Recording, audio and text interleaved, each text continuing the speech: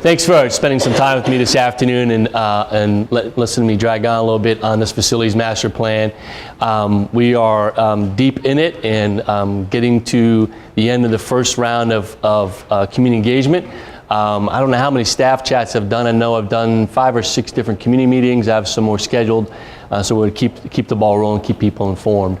So what I want to do with you this afternoon is kind of threefold. One is I'm going to give you a little background and history of how we got to this point. Oftentimes, sitting in, depending on the seat you're sitting in the community, these things look like they come out of thin air. Like all of a sudden we were sitting around one day and decided, hey, I got an idea, let's stir things up and do some facilities master planning and see what people think. And it's really not like that. There's been a long history of getting to this point. The second one is I want to go through with you the actual facilities master plan recommendations that are out there right now that are part of our community engagement exercise. And then the third one is share with you how you can be involved in discussions about the facilities master plan and how you can provide input to that. Let me ask before I begin, how many of you have been on to Thought Exchange and been part of that exchange? Okay. How many of you have any idea what I'm talking about? Okay, and then a lot of people kind of go, I don't really quite know. By the time you're done today, you'll have an understanding of what Thought Exchange is and where you can contribute online and provide some input into the facilities master plan as staff members and as parents and as community members. And that's important to us. I think it's extremely important for the leadership team in the district, whenever we get to big issues like this, to reach out to our staff and spend some time going over with them what we're talking about with the community, because I know oftentimes you're put in positions in the community. If you live here, if you have children here, you get asked. People ask you all the time and expect that you're an authority in all things district. And that can be unfair at times. But we want to put you in a position to be able to answer questions or at least guide people where to get the answers to questions as part of the team. And also as part of the team to be able to look at things and sniff at them and say, this makes sense or this doesn't make sense. So we do look for that feedback along the way. So that's really what I want to do today along the way. One of the things I want to share with you is if you want clarification or additional information, more depth to what I'm talking about, or if you want to see any of the board presentations, either the slide decks or the actual video that have gone on that I'll mention today, you can go on our website and go to this Times Change page. That's our little moniker for this, and you can get all this information that I'm sharing with you today. You can get a link to the Thought Exchange site so you can see what people are talking about. You can see the videos. There's a financial presentation on there. There's a presentation of the board on the actual recommendations. You can see all that through your own eyes and understand it as you want to and inform yourself. So feel free to do that along the way. So I talked about where does this all come from. Facilities master planning is a large part of our larger strategic plan. Our strategic plan has 6 major components to them. One of them is facilities.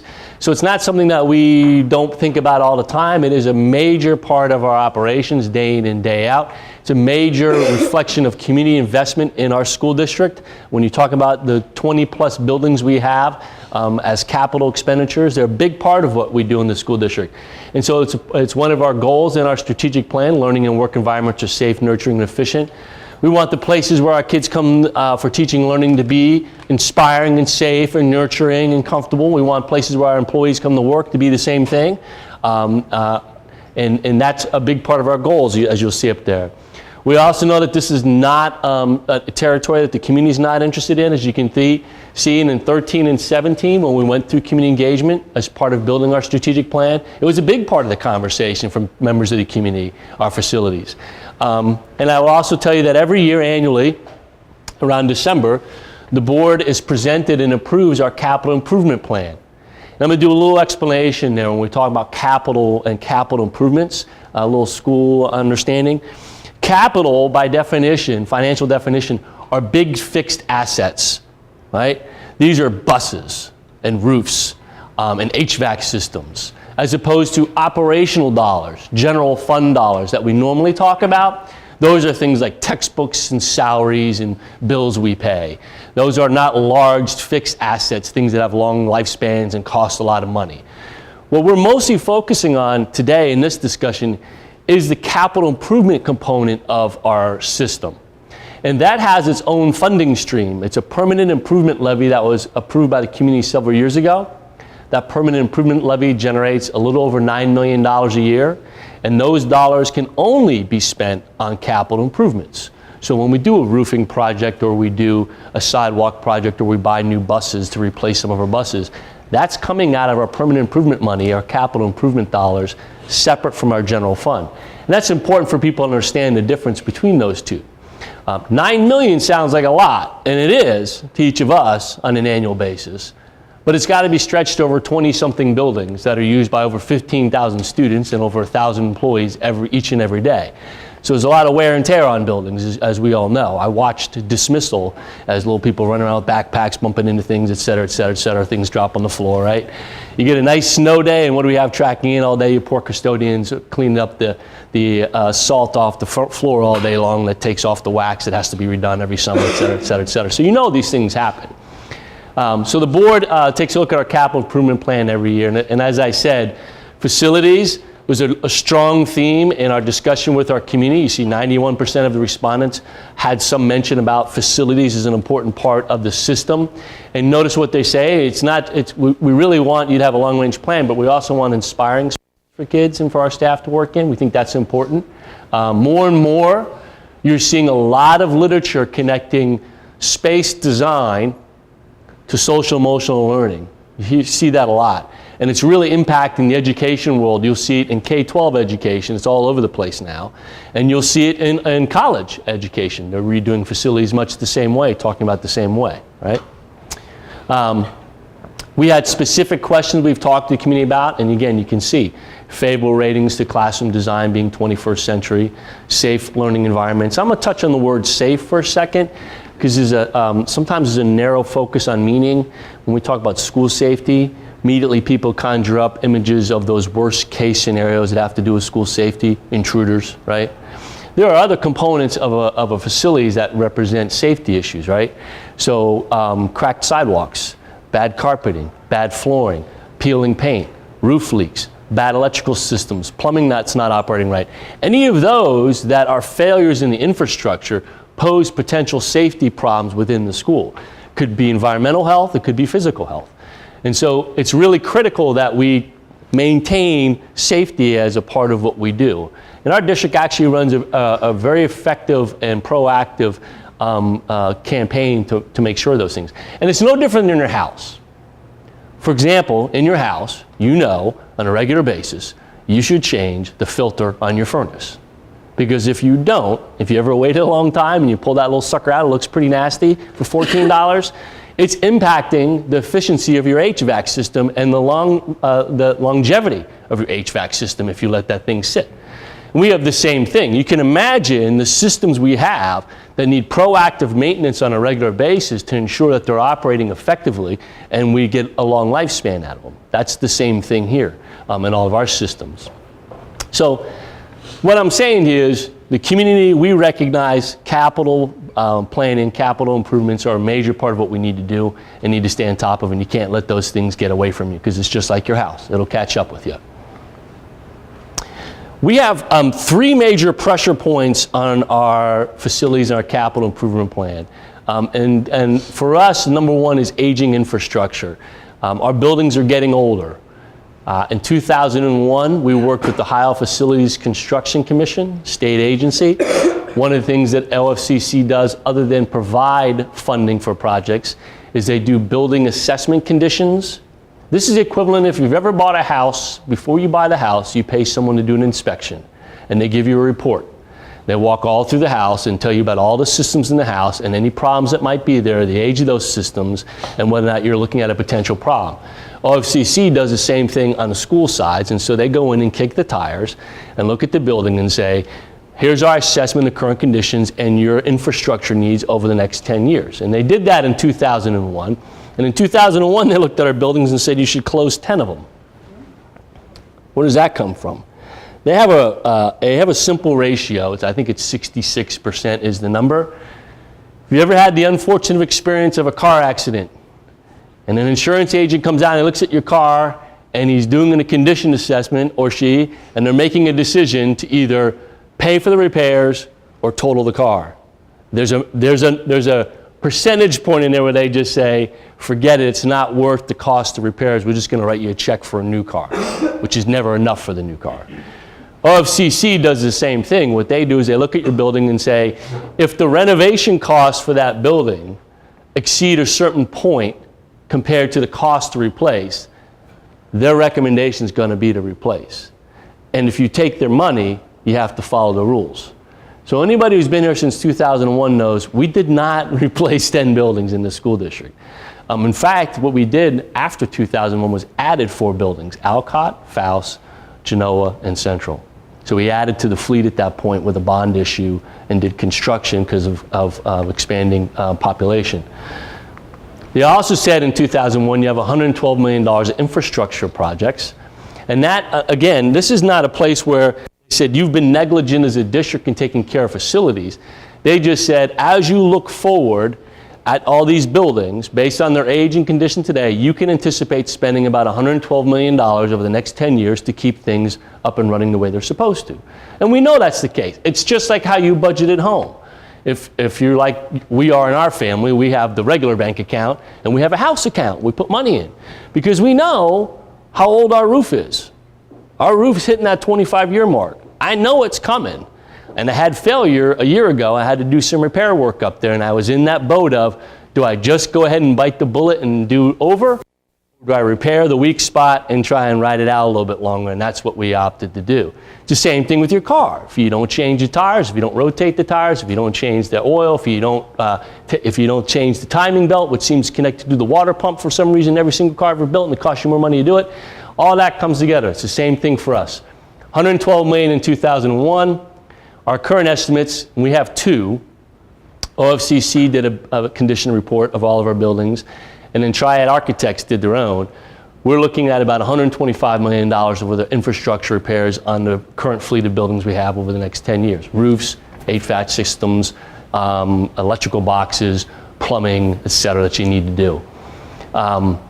So these are not surprises. These are known entities. The problem are surprises. So I was giving this presentation at Alcott, one of our young buildings, and in the background of my presentation was a roof leak going on in the center. So you had a 15-year-old roof that had failure from ice and snow and leakage. It has to be fixed. And is that in there? Probably not in there because you don't anticipate a roof leak on a 15-year-old leak, but it happens. And you have to be prepared for that as well because you can't just say to the staff at Alcott, sorry, we'll just live with the roof leak for the next 10 years till your turn's up. And like I said, we've been addressing these things with our capital improvement funds at $9 million a year. We stretch it as best we can to cover all the needs. This is sometimes where the crosshair becomes things we'd like to do to add enhancements versus things we have to do when repairs come up. So sometimes there's something you want to do to add an enhancement from that $9 million, and it gets lost in something you want to do because something pops up that you have to do, right? Just like at home. The new couch goes out the window because you have a roof repair you got to do. Here's our problem. Our average school building in this district is 50 years old. Our 7 oldest average 83 years. And that becomes a tipping point. Compare that to, say, Olentangy. Right? Other than the original schools in Olentangy, everything else there is like 6 weeks old, it feels like, right? And so that's a different fleet of buildings. I'll give you another comparison. Southwestern City Schools replaced or renovated every single elementary school in the last 5 years. That's a different fleet of buildings now down there in that district and a different set of pressures on their capital improvement dollars because they have new buildings that presumably don't have the same needs now that a building that's 83 years old might have today. So we know that. We have aging infrastructure. We also have looked at enrollment. We're at 15,300 on any given day. That's the highest we've ever been. We redid our enrollment projections. We're slated to gain about 1,000 students over the next 10 years. It's not crazy growth, but it's a little bit of growth, and it's a bit of a challenge. And we've actually outpaced that the last 2 years. So we want to keep an eye on that. There's some good signs that the community is in a place of health, and so our enrollment projections, which are a little over a year old now, might need another update in the next year or so. You know, a 1-year variation of 60 kids is okay, but if you have that for 10 years in a row, you now have a 600 student variation, and that would be hugely different. You don't want to get caught with that in the rearview mirror. So we've done that. We've also looked at ideal capacities. So let's talk about middle schools. You know this. We have 4 middle schools in the district. 3 of them are over 900 students. That's bigger than almost every other high school in the state of Ohio. If you think about Ohio, it's not Franklin County. It's a lot of small rural districts. Most high schools are like 600 or 700 kids. We're carrying middle schools with 900 kids in them. Those are big middle schools. At the elementary, we have everything from Longfellow that has 6 classrooms. It's a cute little building, holds like, we have about 85 all-day kindergartners there, to Hawthorne and Faust, which both have almost 700 students and everything in between. And then here's the real kicker. If you cut our district in half, the north half from the south half using 270 as your bisector, there are, of the 15,300 students, we have about 6,500 of them living south of 270. There's one building down there. It's Hawthorne. You can argue Huber. It's kind of on the border there, 270. So you know we were busing hundreds and hundreds of kids from the south end of the district to buildings all across the district from neighborhoods in order to accommodate the population. And that's a logistics problem. It's a family problem. It's an equity problem across the district. And so we've looked at that. Size, location, big one for us.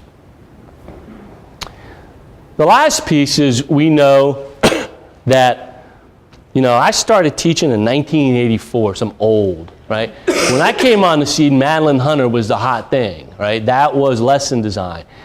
What you're doing today and the theories behind lesson design today have grown from that. And what we want to see going on in classrooms is a whole lot different than when I got in the profession 34 years ago.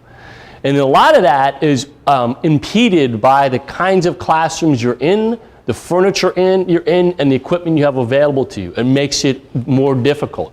So we know we want spaces that reflect more of the way we want kids to operate in the world. I was at Walnut Springs at a middle school math classroom, and kids who are working in their ALEX program. There were desks similar to this, but they had a little cutout here. So 4 kids at a desk. They all had their device out. The desks had various sizes in the classroom and different kinds of chairs. She had some beanbag chairs in there and some wiggly chairs, some tall chairs, and some kids are just standing because I like standing all over the classroom, different sizes. And the tabletop's a dry erase board. So they didn't even have notebooks out and pencils. They just had dry erase markers and they're writing on the table, which is the exact same thing I used to get kicked out of middle school class for doing, was writing on the tabletop. So they're just working. They're just working their math program, and they're talking to each other and engaging the way we want to see. And the furniture has a huge influence on what that teacher can do, right? So we see that as well. We also know that we have program capacity issues. We can't make the elementary any bigger, got no space. All-day kindergarten, which is a popular program, we're at about 50%, even with our tuition.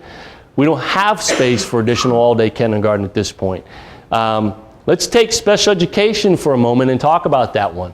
1974 is when special education law, the federal mandate, came into being. It said you no longer can close your doors to students with disabilities. You have to take them into schools. Anything built before 1974 wasn't built thinking about special education students coming in the building. I'm not just talking about ramps and handrails. I'm talking about small group instruction spaces, right? Talking about classroom spaces for kids with disabilities where we need those. And it's a pressure point for us as a district because we'll find ourselves going, we need another unit, and the scramble is, who's got space?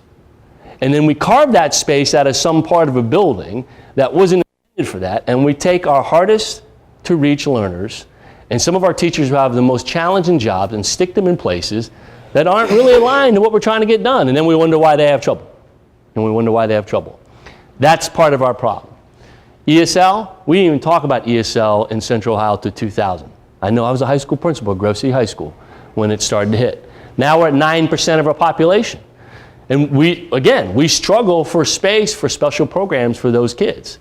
Nothing says welcome to school more than the corner of some part of the building for your ESL study hall, right? It just isn't a very comfortable space. It doesn't feel very welcoming. And it's difficult on the teachers and difficult on the kids. So we know we have these limitations in our current fleet that we want to deal with. I think this is interesting. This whole business of 21st century classrooms has really picked up pace across the nation. If these are the things that happen to geeky superintendents. I get these mailings with these pictures, these magazines of facilities design across the country for education stuff. And so you get to see what people are doing out there. And people are doing some pretty cool stuff with their spaces. We've seen some of it. That's a pretty simple rendition of the kinds of things people are doing in spaces with flexible furniture that are more comfortable, easy to move, different places for kids to sit. You can group them differently, lots of natural light. It just feels, it feels like Panera. Right? All it needs is a little fireplace in there, it feels like Panera. And we're finding in places where we're building these kinds of spaces, Point View Elementary's cafeteria has this feel to it, as do some of their classroom spaces. The library at Walnut Springs, the Center for Inspiration, has this feel to it. The Early Learning Center downstairs from my office has this feel to it.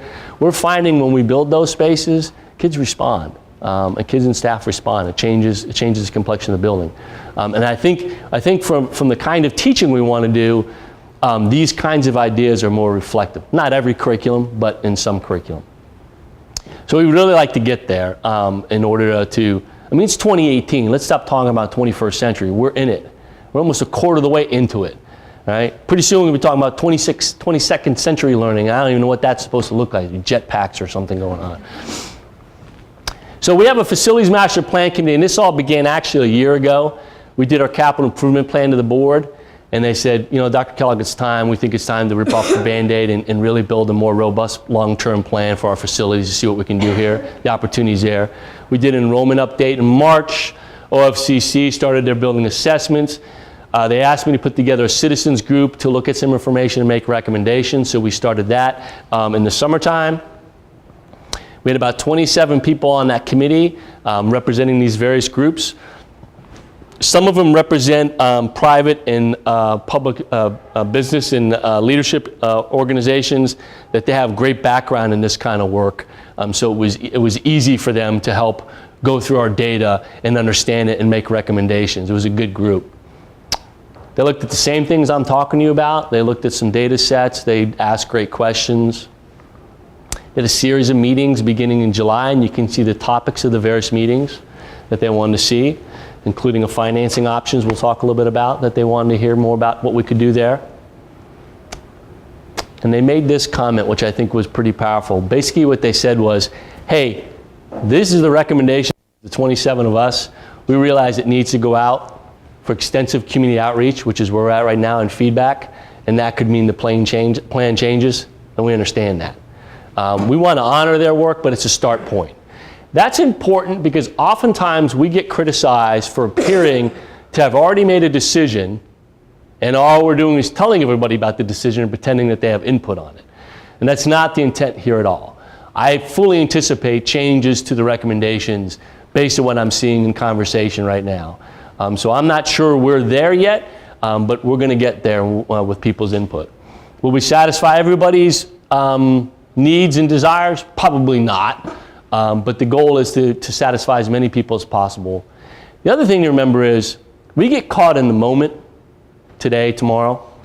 These are facilities that kids are going to be walking into 25, 30, and 35 years from now. Westerville South was built in 1960, right? Take that as a landmark. How many kids have walked through that building in its current design? It's had some renovations and additions since then. That's what we're building for. Add 35 years to today and imagine these buildings we're talking about and their functionality as supporting what we do. That's what we're looking at. And that's hard to do sometimes. So these are the recommendations from that committee with no modifications. They organize them critical, important, and the ever popular when funds allow. Their first recommendation, I'm going to talk a little bit about this question of rebuilding versus renovating South. That was a big question point for them, and I'll show you what we did to help them there. Their second recommendation is a new middle school at the south end of the district, which would have significant impact on this building, and continue to address those safety issues.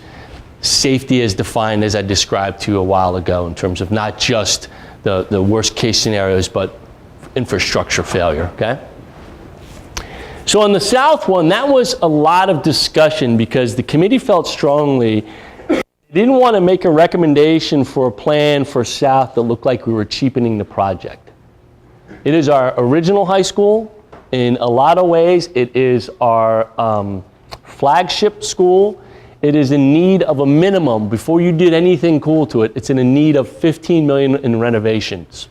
Flooring, HVAC system, roof systems.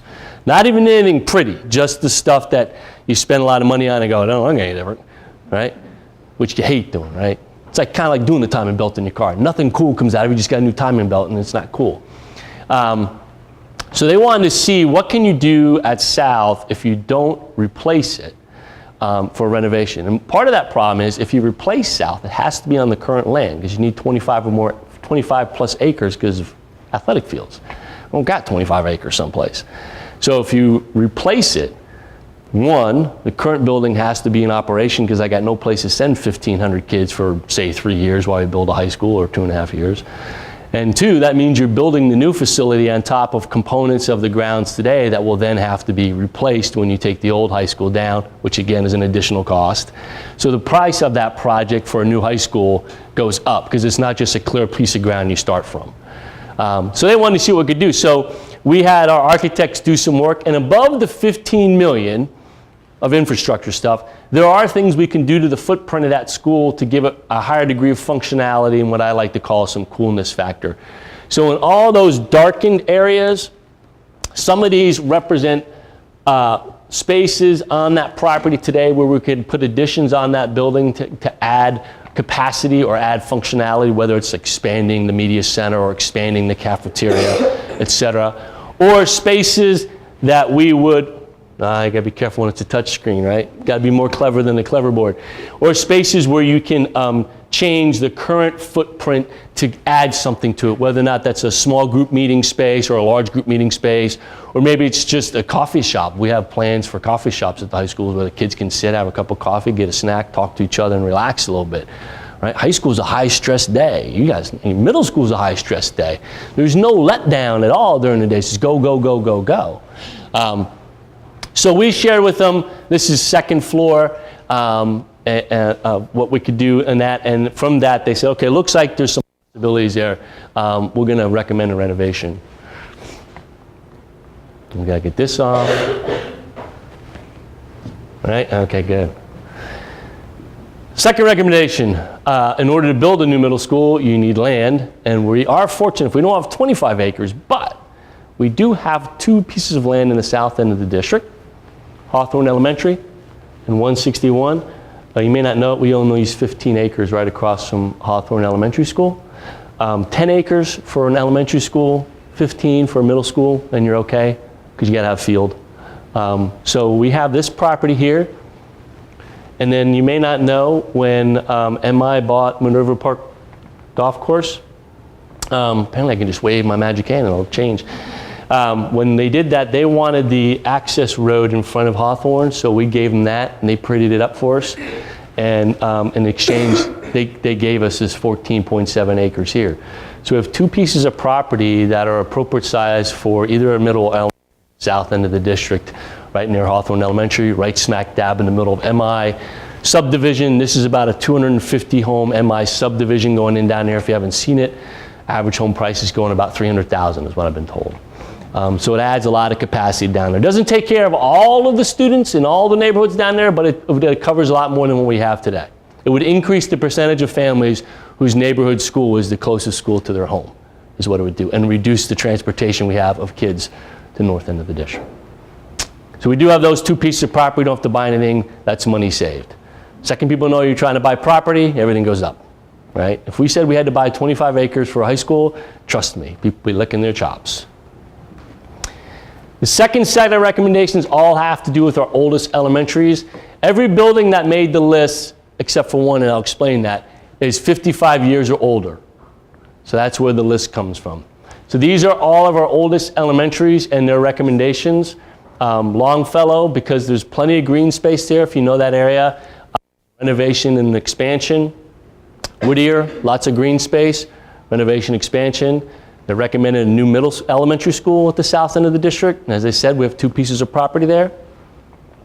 They recommended moving the current magnet programs and self-contained gifted program out of Emerson and Hamby and putting those in new facilities or renovated facilities. They did not specify where to put them. That was intentional on their part. We didn't then make decisions on that before we put it out for the community. We thought we'd see what we get from the community in regard response to that. We all recognize, and it's actually in their recommendations, you can see it online if you want. They talk a lot about understanding the historical significance, value that those buildings have to the school district and to the community. We recognize that as well. This is not about just abandoning them and turning them into McDonald's or something like that, or a parking lot. We understand that if we do exit them, there has to be a solid game plan for their use that adds and continues to add value to the community overall. Community being Westerville, community being the school district, community being the neighbors that live there, and Uptown Inc., Uptown businesses as well. So that's one of the more sensitive spots, obviously. Hawthorne Elementary is a renovate, and Central College, which right now we have a partnership with Head Start. We're not going to pump any more money into that building. They understand that. We're helping them find a place to relocate. We would demo that.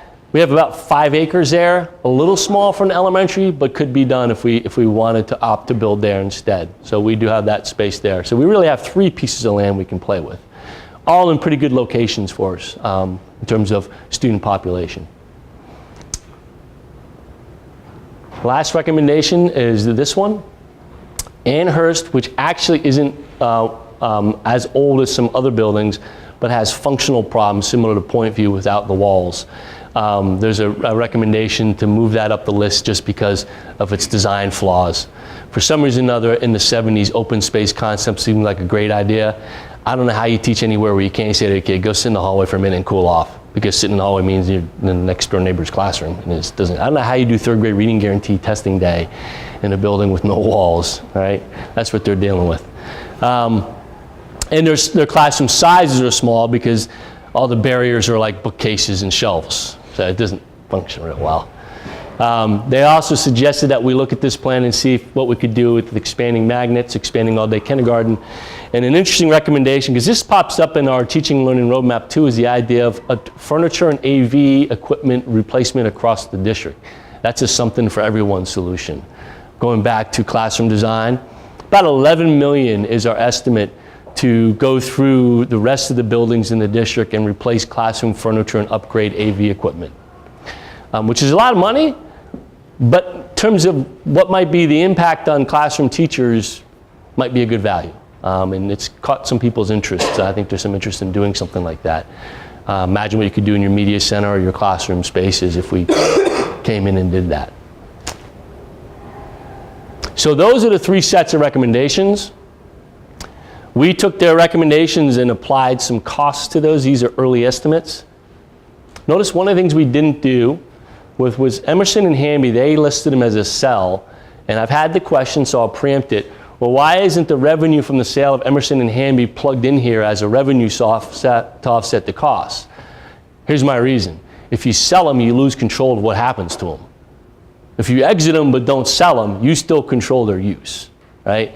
And so I didn't want to build assumptions that we were going to sell them and turn them over to people and that we needed the revenue to fund the projects. Rather fund the projects separate from that. If we do sell them, because it makes sense to and is reasonable to, and there's revenue, then we'll deal with that.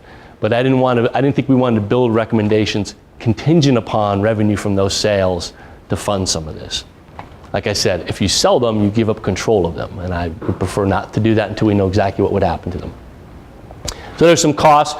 You can see it adds about 1,300 seats across the district, 450 at elementary, 700 to 750 at middle, and in high school, 180. So it takes care of our enrollment capacity long term.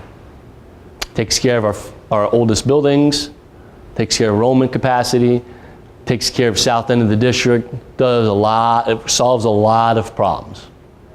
Of course, it costs money, so how do you pay for all that, Dr. Kellogg? I'm going to start with this. We have a cost structure in there based on the recommendations in front of us. The community engagement process may very well change the scope of the project. It could become bigger. It could become smaller. For example, in that cost structure, you didn't see anything in there for furniture replacement. But if that's getting a lot of traction, which I think it has in Thought Exchange, it's gotten a lot of traction, that may add to the cost. All-day kindergarten isn't on there as well. That's gotten a lot of traction. That could change the scope of the project and change the cost. So the cost of the project is dependent upon the scope. What we do know, and this is in the financing presentation to the board, is that a portion, depending on the magnitude, a portion, if not all of it, could be financed without going on the ballot. And that sounds like magic, doesn't it? How do you do that? So remember I said we have a $9 million permanent improvement levy? When you have a permanent source of revenue, the banks will give you a loan. A mortgage is based on your income, right? So when you have $9 million coming in annually, the bank will give school districts a loan against that revenue source. There's two species of these. One's a TAN, tax anticipation notice. The other one's called a COP, certificate of participation. In either case, you're taking some portion of that revenue and using it to secure a long-term loan. Comfortably, based on presentations we've had from our financial advisors, I think we can comfortably take a loan of up to about $60 million, which is a big chunk of change. Covers a lot of the project recommendations up there for us. We also know this, economy is better. The total property valuation of the footprint of the school district went up 12%. A big portion of that was because there's a bunch of commercial tax abatements that rolled off in FY18, which means commercial properties that weren't being taxed before are now on the tax rolls, and we generate revenue from that. So a $1 million bond issue, if passed by voters, would generate $55 million of revenue for capital improvement projects. And a $1 million voted tax issue on the average home price in Westerville City School District, average home price in our district right now is $187,000. It's about $65 a year. I'm not pitching a tax issue right now, I'm just giving you numbers, right? And you can imagine you can parcel those together in a couple different ways in order to get to the funding outcome you want, depending on what the community's willingness to do that is. And so we have some options. We're also not at an FY27, which is school year 26-27, which used to seem eons away, remember? It's 9 years away, people. 2.21 mils of a bond issue rolls off the tax issues and represents a reduction in property tax rates in the community, which offers an opportunity for discussion about renewal for not increasing the tax rate, but giving revenue to the district for future capital improvement projects, because you don't want to forget about the future. You can't overinvest today and leave yourself shortchanged later. That's an important part of this. So we have lots of flexibility in the financing part. It's almost too much, really, to be honest with you. The loan options I talked about, the COPS and the TAN, it's about a 90-day timeline from the board acting on it to money in the bank, because you don't have to go on the ballot. So that's a pretty quick turnaround time if we wanted to start some projects using that funding mechanism. A bond issue, if you go on in November, you start collecting in the next fiscal year, which would be in January, so you'd start collecting in January, February. In between, you don't need all the money up front for construction. You need some money up front to engage the architects in doing the design process before you get into construction. So we can get started quickly if we know what our financing is going to be, and use general fund dollars today to get that going and pay that back when the other revenue sources come in. So we can go pretty quickly on the funding side of this thing, which is pretty interesting. We don't want to forget we have some older buildings in the district. These are all my middle-aged guys. And we all know how the world works. Whatever we do to Westerville South High School, when Westerville North comes up, they will remember what we did at Westerville South. If you do a replacement at South in 2018, whenever year North comes up, they will remember that you did a $60 million replacement or a $45 million renovation or whatever it is you do. And so all those things become important to us. Amherst, as I mentioned, got pulled into that list because of design. So it's straddling between old and new. And then we got a bunch of younger buildings behind that that have needs as well, but are not projecting like these are. Of course, if you build another middle school and you have X number of kids pulled out of each of your middle schools, the wear and tear on those middle schools goes down, right? So where are we at? We've been doing staff chats. We've had 5, because one got snowed out, community meetings. There's still some other community I'm going to, and I'm doing this exact same presentation. It will now be online. All the information I've given you, board meetings, et cetera, the recommendations are all on our website. You can see them all. You can go to the website and see all that. And Thought Exchange is the place where we've had the public engagement component. So Thought Exchange is genius, millennial, work this up. You've done this 1,000 times in meetings, where someone says, on these sticky notes, write down all your ideas. Then you put them up on a wall and you organize them thematically. And then you take sticky notes and you vote on the best ideas. Some millennial did that online and created this product here. It's a little slicker than that. It's got some analytics, but that's what this is. It closes end of the day tomorrow for the first round. You can, as a staff member, you should have, and you did get an email with the link. If you can't find that email, just go on the website and you'll find this link. You can go there. You are welcome to go in and register. You don't have to write anything. You can. You don't have to star anything. If you register, you're going to be given 10 stars to use to vote for those ideas you like the most. You can just go in and scroll and see what everybody's saying and voting for, which is what I do. I'm not voting on anything. So you can see all the commentary going on. There's basically 3 questions. They are, here's priority 1, what do you think? Here's priority 2, what do you think? Here's priority 3, what do you think? It's not a polling, yes, no. It is an open space for discussion and sharing ideas. And so if you haven't checked it out, you might want to do that and see what people are saying, because as I said, new middle school is priority number 2 on there, and that has a huge impact on this building if that's what we end up doing for a lot of different reasons. So you might want to see what people are saying. That will close end of the day tomorrow. We will work with our vendor to do the data analytics. We will then on our website put all the data analytics out. There'll be interactive components to it. So everybody, this is very transparent. You can see what everybody's saying. It's anonymous, but you can see what everybody's saying. You'll get to see the data before we finish. We'll use that to make revisions to the recommendations, and then we'll float it out a second time this spring for conversation, with the goal of June 11th board meeting of this year, the board taking action on what they want to move forward with in terms of the facilities master plan, the capital improvement plans. That's a fast timeline. That's a 6-month timeline. Give you a comparison. Upper Arlington spent 3 years in community meetings discussing the facilities master plan before they even went on the ballot.